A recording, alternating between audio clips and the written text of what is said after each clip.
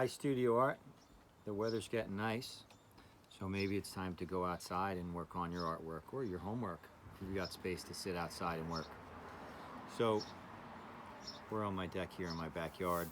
What you're going to be doing today is combining a lot of the different learning that you've been doing so far, like with the eyes and the nose work and the mouth work.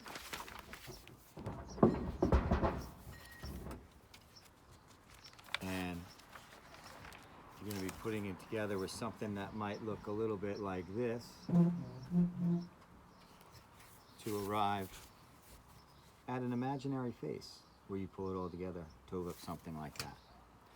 So let me walk through how you get here,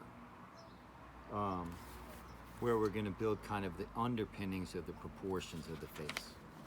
Okay, and attached in the material here, there is a Google Doc that walks you through the step-by-steps and an image that shows you a still that you can refer back to.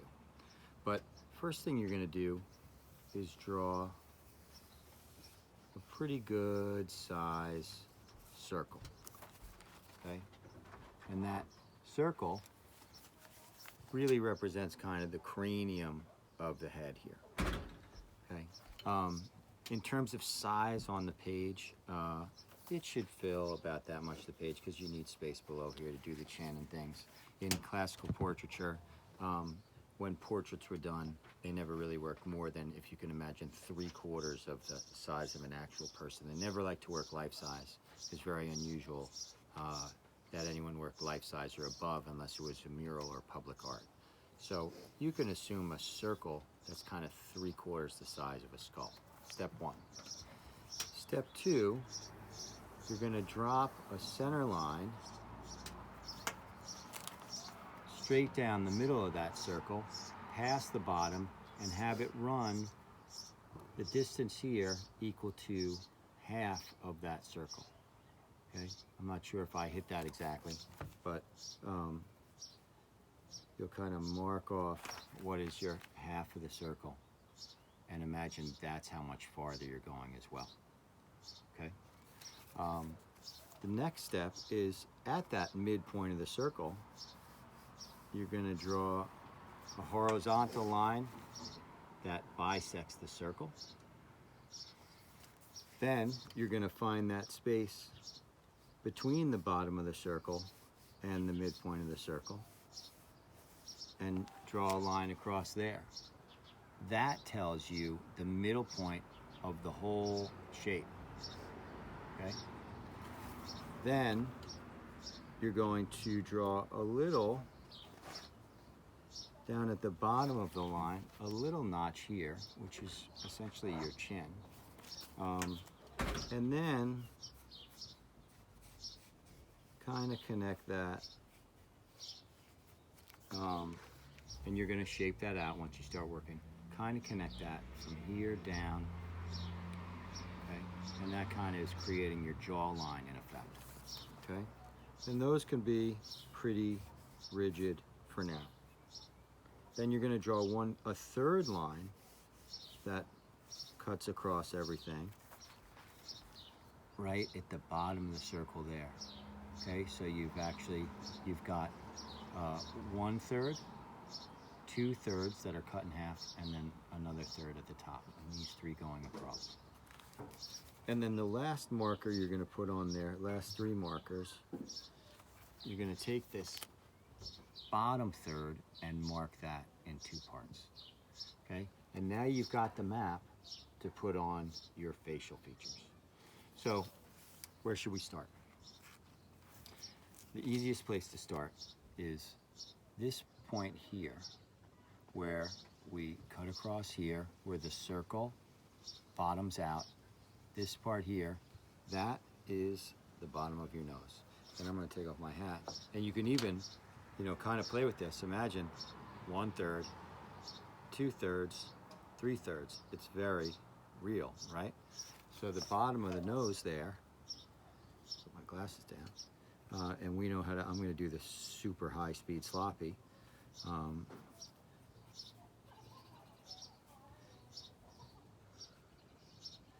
that bottom of the nose goes right there, right? Now let's think eyes. So I just did this, right? Third, third, third. So the eyes, this spot here, that's the middle, the eyes essentially rest on that spot. Now again, if you're looking at a real person, the difference in how high up or how high low, how far down or how close to the outside edge, etc. Now I just made a couple of marks here because if you remember back when we were doing the eye lesson, I said eyes are essentially one eye apart. So I made some notches for where I'm going to fit my eye. So I'm going to fit one in there, and then one eye apart, and then one in there. Okay, and again, I'm doing this, like I said, super high speed sloppy, so that we can keep the video moving along. All right. So I'm going to do this, just gesturally, so you can see where those eyes are.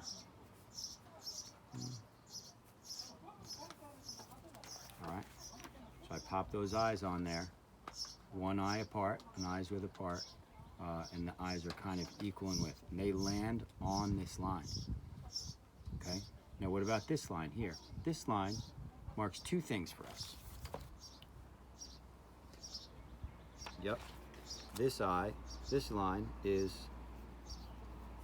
two things. It's the eyebrow, top of the eyebrow,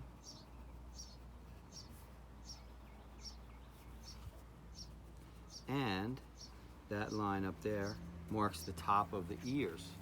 Okay, so it's the top of the eyebrows, and your ears go from here all the way to here. That's one that people are always surprised about. So, imagine taking that across. That's how big your ears are. So you can go ahead and throw some ears on there. All right. That's what this is all marking for you. So this one here is the top of the eyebrow and the top of the ear. This is where the eyes rest. This is where the nose rests. Okay. Now let's deal with down here. That first line, because we divided that bottom space into thirds, that first line is the parting of the mouth. Okay, it's not where the mouth sits, it's not the top of the mouth, it's the opening of the mouth, because your lips have some dimension and they're going to sit top and bottom there. Okay, so that's where your lips sit, and then this other little notch is, kind of the top of the chin here. All right, and have that with a little bit of a divot. Now I'm going to keep this guy kind of geometric, because all that shaping and shading is when things are going to happen. The last thing I want to talk about is the neck.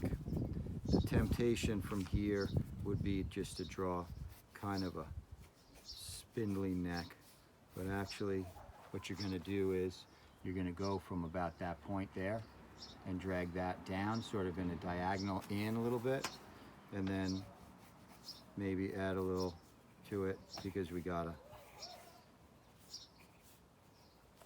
give our person a neck and a body. Sure, floating heads are scary. Last thing is hair.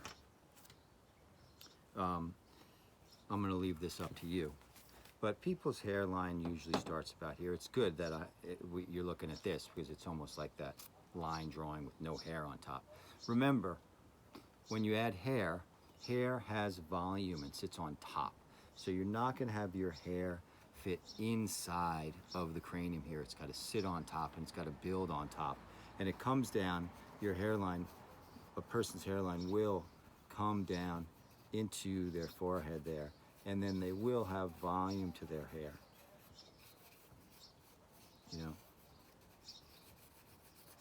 And the hair, you don't want to have it be a shape, but you want it to be open form.